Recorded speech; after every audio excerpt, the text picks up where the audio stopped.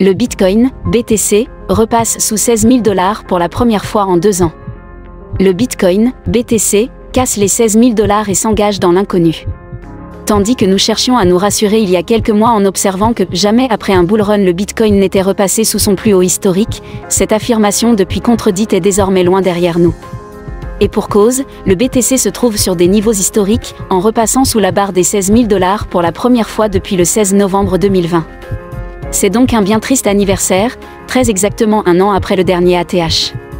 En effet, alors que la volatilité ne cesse de remettre les chiffres en cause, le cours du Bitcoin a perdu plus de 77% de son prix depuis ce précédent plus haut. Figure un cours du BTC en données hebdomadaires.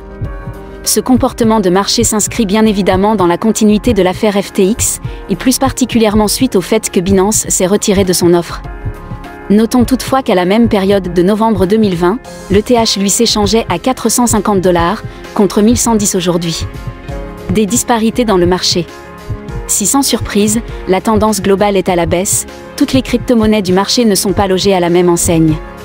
D'un côté, il y a les actifs qui chutent davantage que le marché.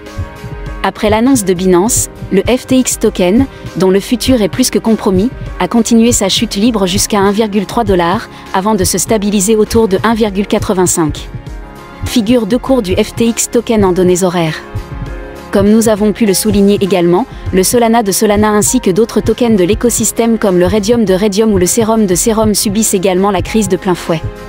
Sam Bankman-Fried et ses sociétés étant fortement investis dans cette blockchain, la confiance dans ces projets s'en trouve ébranlée. Toutefois, certaines crypto-monnaies s'en sortent mieux que les autres.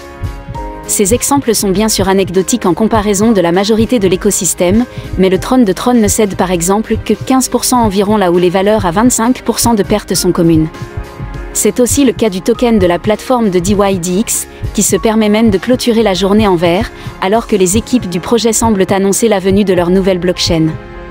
En effet, DYDX doit se développer prochainement sur l'écosystème Cosmos.